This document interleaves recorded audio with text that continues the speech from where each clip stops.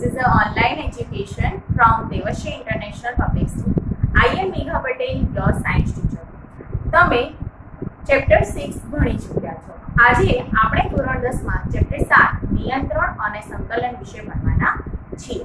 આ ચેપ્ટરમાં આપણે જે આગળના ચેપ્ટરમાં આપણે જે જૈવિક પ્રક્રિયાઓ એટલે છઠ્ઠું ચેપ્ટર તમે ભણ્યા હતા એમાં મનુષ્યનું પાચન તંત્ર, મનુષ્યનું શ્વસન તંત્ર અને હૃદયની જે પણ બાબતો હતી એ તમે ભણી ચૂક્યા છો.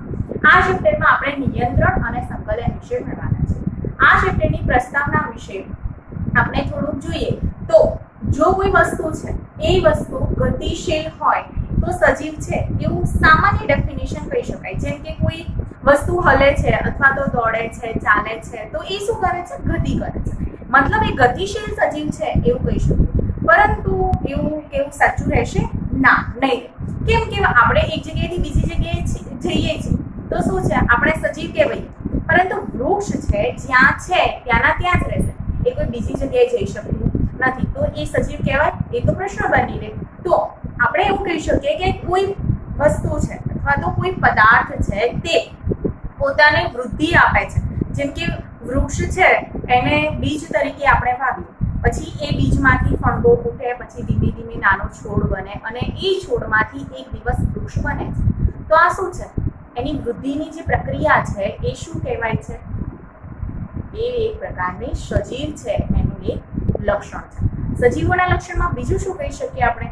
શ્વાસ લઈએ છીએ, ચાલીએ છીએ, હલીએ છીએ, પછી આપણને જે સંવેદના મળે છે એનો અનુભવ કરીએ છીએ અને સામે પ્રતિચાર પણ આપીએ છીએ. હવે આ ચેપ્ટરમાં આપણે સંવેદનાનો અનુભવ અને એનો પ્રતિચાર કઈ રીતે આપવો અને કઈ રીતે આ પ્રોસેસ આપણા મગજ સુધી પહોંચે છે અને આપણે એ સંવેદનાનો પ્રતિચાર કઈ રીતે આપીએ છીએ એના વિશે આ ચેપ્ટરમાં ભણીશું. આ ચેપ્ટરની શરૂઆત કરીએ એના પહેલા એની પ્રસ્તાવના જોઈ લઈએ કે કોઈ પણ પદાર્થ કે વનસ્પતિ છે એની વૃદ્ધિ કઈ રીતે? તો વનસ્પતિની વૃદ્ધિ તો મેં તમને હમણાં જ સમજાવી કે કોઈ બીજ છે એ અંકુરિત થાય છે તો એ શું છે? વનસ્પતિની વૃદ્ધિ છે. અચાનક બિલાડી દોડવા માંડે છે તો અચાનક બિલાડી દોડવા માંડે છે એવું પ્રતિચાર એને કેમ આપ્યું? એટલે કે એવું દોડ્યું કેમ? પ્રતિચાર એટલે કોઈ વસ્તુને જોયા પછી આપણને એનામાં કોઈ ફેરફાર લાગે છે તો એને કહેવાય પ્રતિચાર. હવે બિલાડી અચાનક દોડે છે એનો મતલબ એવો છે કે એને ઉંદરને ક્યાંક જોઈ લીધો હશે તો એ દોડતો હશે. સિમ્પલ વસ્તુ છે. તો ઉંદરને જોઈને બિલાડી દોડે છે તો આ શું છે? એક પ્રકારનો પ્રતિચાર છે. એટલે કે બિલાડીમાં પરિવર્તન આવ્યું એના કારણે એને પ્રતિચાર આપ્યો. આવી જ રીતે પર્યાવરણમાં જે પરિવર્તન આવે છે, પર્યાવરણમાં જે પ્રતિચરણ આવે છે એટલે કે પરિવર્તન આવે છે તેને પ્રતિચાર રૂપે આપણે જોઈએ છીએ. હવે ઘણીવાર આપણે બાળકી કોઈ હિંચકો ખાતી હોય તો અચાનક પડી જાય છે તો એને વાગવાથી એ રોવે છે તો એ શું છે? કે એક પ્રકારનો પ્રતિચાર છે. આપણે વધારે વિચારીએ તો આપણે ઘણું બધું છે કે ઘણા બધા પ્રતિચાર એવા હોઈ શકે કે જે ચોક્કસમાં હોય. ધારો કે કોઈ ગરમ વસ્તુને આપણો હાથ અડી જાય છે તો તરત જ એ હાથ શું થઈ જાય છે? આપણે પાછો ખેંચી લઈએ છીએ. આનું રીઝન શું છે?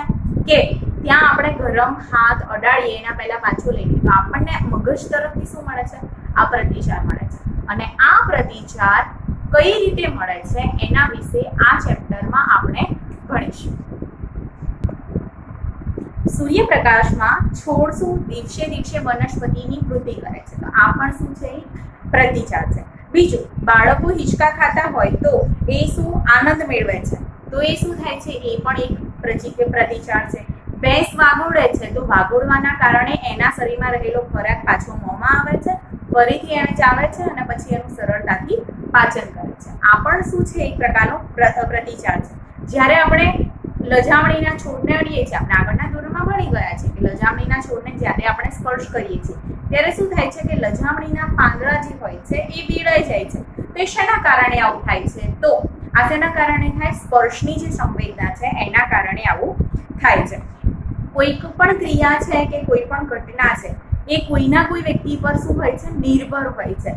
આ નિર્ભર હોય છે એ તો કાં તો પ્રેરિત હોય એટલે કોઈના કીધા દ્વારા હોય અથવા તો કોઈ ક્રિયાને પ્રતિચાર હોય. પ્રતિચાર હોવું મતલબ કે બીજા ઉપર, ધારો કે કોઈ વ્યક્તિ છે આપણને મારે છે તો આપણે એને સામે મારીએ છીએ, એ શું છે? આપણો એક પ્રતિચાર છે. શું છે? પ્રતિચાર. કે એને માર્યું તો આપણે મારીએ પણ આપણે પહેલા મારીએ તો એ શું છે? એ પ્રતિચાર નથી, આપણે કરેલી ક્રિયા છે. હા, આ ઉદાહરણ દ્વારા તમને ડેફિનેટ ખબર પડી ગઈ હશે. તો આપણે હવે આગળનો જે ટોપિક છે, આપણો આગળનો ટોપિક છે પ્રાણીઓમાં ચેતાતંત્ર. પ્રાણીઓમાં ચેતાતંત્ર વિશે આપણે ભણીશું. પ્રાણીઓમાં ચેતાતંત્ર. પ્રાણીઓમાં ચેતાતંત્ર શું કાર્ય કરે છે? નિયંત્રણ અને સંકલનનું મોટા ભાગનું કાર્ય ચેતાતંત્ર કરે છે. તો પ્રાણીઓમાં નિયંત્રણ અને સંકલન દ્વારા એટલે કે ચેતાતંત્રમાં સૌથી પહેલા ચેતાપેશી આવેલી છે. આકસ્મિક રીતે કોઈ પણ કાર્યમાં પ્રતિચારની જરૂર પડે તો એ કાર્ય કોણ કરે છે? તો આ કાર્ય ચેતાતંત્ર કરે છે.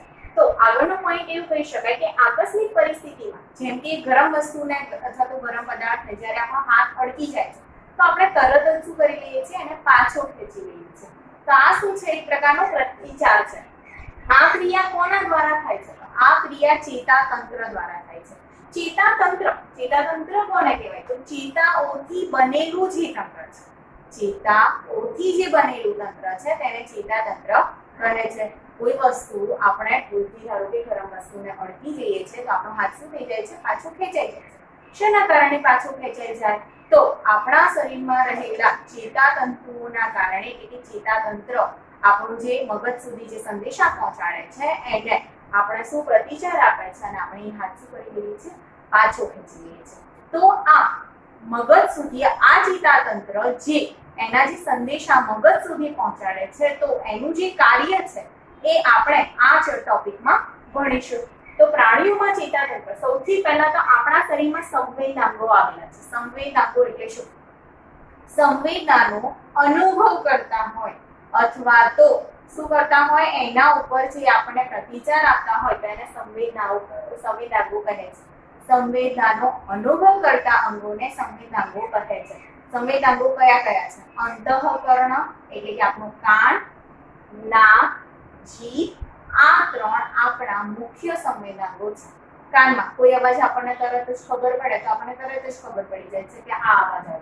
નાક, કોઈના ઘરે કોઈ સારી વસ્તુ બની હોય કે કંઈ પણ આપણી આજુબાજુ કંઈ બળતું હોય તો એની સ્મેલ આપણને નાક તરત જ આપી દે છે. જીભ, કોઈ સ્વાદ સારો છે કે ખરાબ છે એની વસ્તુની જાણ ક્યાંથી થાય છે? જીભથી થાય છે. હવે આ સંવેદનાને શું કહેવાય? તો સંવેદનાગ્રાહી. સંવેદનાગ્રાહી એટલે સંવેદનાનું તરત જ ગ્રહણ કરતું જે અંગ છે એને સંવેદનાગ્રાહી કહે છે. જેમ કે જે કોઈ પણ સ્વાદ તમે મોઢામાં મૂકો છો, કોઈ પણ વસ્તુ તમે મોઢામાં મૂકો છો તો એનો સ્વાદ કેવો છે એ તરત જ બીજી મિનિટે ખબર પડી જાય છે. તો એ શું છે? સ્વાદ આપણને ખબર પડે. પણ કોના કારણે ખબર પડે? તો જીભના કારણે. તો જીભ જે ગ્રાહી છે એને કયું ગ્રાહી કહેવામાં આવે છે? સંવેદનાગ્રાહી કહે છે. સંવેદનાગ્રાહી જીભનું કાર્ય શું છે? તો સ્વાદ ઓળખ કરવા માટે જીભનો ઉપયોગ થાય છે. નેક્સ્ટ છે ઘ્રાણગ્રાહી. ઘ્રાણગ્રાહી એટલે ગંધનો જે અનુભવ કરતું હોય એવું અંગ. ઘ્રાણગ્રાહી અંગ એટલે કયું? ગંધનો જે અનુભવ કરતું હોય એ અંગ. ગંધનો અનુભવ કોણ કરે? નાક. તો નાક એ કયું અંગ છે? ગંધને ગ્રહણ કરતું અંગ છે. સંવેદનાગ્રાહી અને ઘ્રાણગ્રાહી આ બંને અંગો વિશે મેં તમને જણાવ્યું. સંવેદનાગ્રાહી તરીકે કોણ આવશે? જીભ આવશે અને ઘ્રાણગ્રાહી અંગ તરીકે કોણ આવશે? નાક આવશે. સૌથી પહેલા હવે આપણે ચેતાતંત્ર વિશે ભણીશું. ચેતાતંત્રની સૌથી પહેલા આકૃતિ દોરીએ તો આ પ્રમાણે એની આકૃતિ રહેશે. આકૃતિ દોર્યા પછી વચ્ચેના ભાગમાં જે આવેલું છે એને શું કહેવામાં આવે છે? કોષ કેન્દ્ર. આ બાજુ જે અહીંયા જે આવેલા છે એ કયા તંતુ કહેવામાં આવે છે? શિખાતંતુ. અંદરનો જે અંદરનો ખાલી ભાગ છે એને કોષકાય તરીકે ઓળખવામાં આવે છે અને આ ભાગને અક્ષ તરીકે અને પાછળના આ ભાગને ચેતાંત કહે છે. વચ્ચેનો ભાગ ખાલી હોય છે અને પછી ફરીથી આવું ચેતાતંત્ર બીજું જોડાયેલું હોય છે અને જે આ ભાગ ખાલી હોય છે તેને અવકાશીય સ્થાન અથવા તો ચેતોપાગમ તરીકે ઓળખવામાં આવે છે. સૌથી પહેલા આને શું કહેવામાં આવે છે? કોષ કેન્દ્ર. અહીંયા જે ભાગ ખાલી છે તેને કહેવામાં આવે છે કોષકાય. આ ભાગને શું કહેવામાં આવે છે? શિખાતંતુ. અહીંયા જે આવેલું છે એને ચેતા અક્ષતંતુ. અહીંયા જે છે એને ચેતાંત. આ બંને ચેતાતંત્ર એકબીજા સાથે જોડાયેલા હોય પણ એક ચેતાતંત્રની શરૂઆત થાય અને બીજા ચેતાતંત્રનો અંત થાય એની વચ્ચે થોડોક ભાગ ખાલી હોય છે તેને કહેવાય છે અવકાશીય સ્થાન અને એનું નામ છે ચેતોપાગમ તરીકે એને ઓળખવામાં આવે છે. આ ભાગમાં અહીંયા આપણને ચેતાતંત્ર રુધિર વાહિનીમાં કઈ રીતે કાર્ય કરે છે એનું અહીંયા આપણને બે આકૃતિઓ આપેલી છે. તો આ ભાગ અહીંયા જે અક્ષતંતુ તરીકે બતાવે છે એ ભાગ અહીંયા છે. આ કયું છે? રુધિર કેશિકાઓ છે અને આ સ્નાયુ તંતુ ખંડ છે. અહીંયા જે જગ્યા છે અહીંયા ચેતા સ્નાયુ સંધાન છે, મતલબ બે ચેતાઓને જોડવા માટે જે સંધાનનો ઉપયોગ થાય છે એને શું કહેવામાં આવે છે? ચેતા સ્નાયુ સંધાન. હવે શિખાતંતુ. શિખાતંતુ શું છે? તો ચેતાની શરૂઆત જ્યાંથી થાય છે એ અગ્રભાગને શિખાતંતુ તરીકે ઓળખવામાં આવે છે. શિખાતંતુ પછી શિખાતંતુના અંદરના ભાગે કોષ કેન્દ્ર આવેલું છે અને કોષ કેન્દ્રના વચ્ચે જે આજુબાજુ જગ્યા આવેલી છે તેને કોષકાય તરીકે ઓળખવામાં આવે છે. આ અહીંયા જ્યારે પૂરું થાય છે ત્યારે જે ભાગ છે તેને અક્ષતંતુ અને અક્ષતંતુ જ્યાં પતે છે ત્યાં ચેતાતંત્રની શરૂઆત થાય છે. રાસાયણિક ક્રિયાઓ દ્વારા શું ઉત્પન્ન થાય છે? જ્યારે શિખાતંતુ છે એ અગ્રભાગે હવે કોઈ પણ રાસાયણિક ક્રિયા ઉત્પન્ન થશે સૌથી પહેલા ઉત્પન્ન થશે વિદ્યુત આવેગ. શું ઉત્પન્ન થાય છે? વિદ્યુત આવેગ. આ વિદ્યુત આવેગ છે એ ઉત્પન્ન થવાના કારણે સૌથી પહેલા આ વિદ્યુત આવેગ કોને મળશે? શિખાતંતુને મળશે. કોને મળશે? શિખાતંતુને. પછી શિખાતંતુ પછી બીજો ભાગ કયો આવે? કોષકાય. તો આ કોને મળશે? ચેતાકોષકાયને. આ ચેતાકોષકાયમાંથી આગળ જશે તો આગળના ભાગને ચેતાક્ષ કહેવાય છે. શું કહેવામાં આવે છે? ચેતાક્ષ. તો ચેતાક્ષથી અહીંયાથી સીધું જશે એટલે અંતિમ છેડા સુધી પહોંચી જશે. આ અંતિમ છેડાને શું કહેવામાં આવે છે? ચેતાંત. એટલે કે ચેતાનો જ્યાં અંત થાય છે એ ભાગને શું કહેવામાં આવે છે? ચેતાંત. હવે ફરીથી એકવાર જોઈએ. સૌથી પહેલા આપણા શરીરમાં રાસાયણિક શું ઉત્પન્ન થાય છે? રાસાયણિક પદાર્થ ઉત્પન્ન થાય છે જે વિદ્યુત આવેગો ઉત્પન્ન થાય છે. આ વિદ્યુત આવેગો સૌથી પહેલા શિખાતંતુને મળે છે. શિખાતંતુમાંથી આ આવેગો કોષના ખાલી રહેલા ભાગ એટલે કે કોષકાયમાં જાય છે.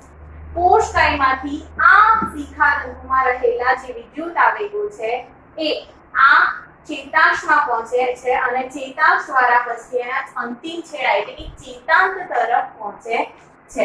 ચેતાક્ષમાં જે વિદ્યુત આવેગો હતા એ શું કરશે? ચેતાક્ષમાં ઘણો લાંબો સમય એટલે આટલી લાંબી પ્રક્રિયા ચેતાક્ષમાં થાય છે. તો આ લાંબી પ્રક્રિયા છે એ કઈ રીતે થાય છે? તો એમાં સૌથી પહેલા જ્યારે ચેતાક્ષમાં આ વિદ્યુત આવેગો જશે તો શું પહેલા જે આ રસાયણો ગયા એ વિદ્યુત આવેગો ગયા એ વિદ્યુત આવેગોની સંખ્યામાં વધારો થશે. પછી આ વિદ્યુત આવેગો રસાયણ મુક્ત કરશે. પહેલા રસાયણ હતું એમાંથી વિદ્યુત આવેગો ઉત્પન્ન થયા. વિદ્યુત આવેગમાં શું થયો? વધારો થયો અને વિદ્યુત આવેગમાંથી રસાયણ ફરીથી મુક્ત થયું. આ ફરીથી મુક્ત થયેલું રસાયણ ફરીથી ક્યાં જાય છે? આગળના ભાગ એટલે ચેતાંત પછી જે અવકાશીય સ્થાન આવેલું છે ચેતોપાગમ તેમાં જાય છે.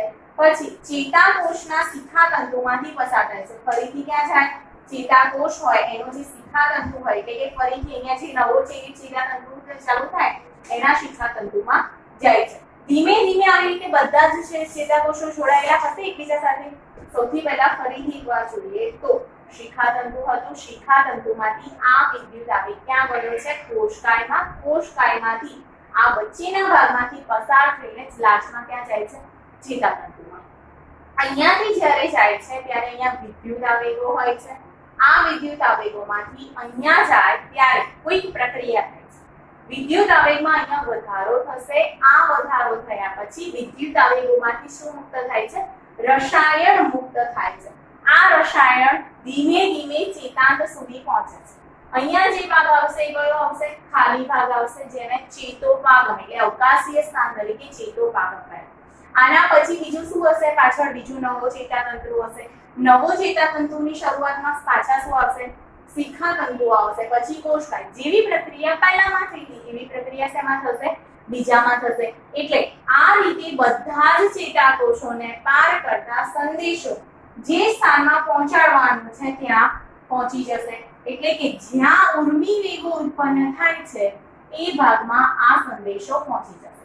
એટલે ચેતાકોષનું કાર્ય શું છે? સૌથી પહેલા ચેતાકોષ શું કરે છે? વિદ્યુત આવેગોને ગ્રહણ કરે છે. સેકન્ડ નંબરમાં એનું કાર્ય છે વિદ્યુત આવેગોને રસાયણથી મુક્ત કરી નાખે છે. અને ત્રીજું કાર્ય એ છે કે ચેતાકોષો શું કરે છે કે ઉર્મી વેગોનું વહન એના જે સ્થાને પહોંચાડવાનું છે એ સ્થાન સુધી પહોંચાડે છે અને પાછું એ સ્થાનથી ફરીથી જે સ્થાને એની શરૂઆત થઈ હતી એ સ્થાન પર પાછું કરે છે. અહીંયા જે ચેતાતંતુ ઉત્પન્ન થાય છે, અહીંયા જે વિદ્યુત આવેગ હશે એમાંથી રહેલું રસાયણ મુક્ત થઈ જશે અને આ રસાયણ મુક્ત થયા પછી ધીમે ધીમે શું થશે એ આગળ થશે. તો આ આપણો ટોપિક હતો પ્રાણીઓમાં ચેતાતંત્ર, એટલે કે આપણે ચેતાતંત્ર વિશે ભણ્યા. નેક્સ્ટ ટોપિકમાં આપણે ભણીશું કે આ ચેપ્ટરના જે બાકીના ટોપિક છે એ આપણે ભણીશું. ત્યાં સુધી તમારે શું કરવાનું છે, પ્રાણીઓમાં ચેતાતંત્ર વાળો ટોપિક છે એની આકૃતિ અને એની થિયરી વિશે તમારે લખવાનું છે. ચલો.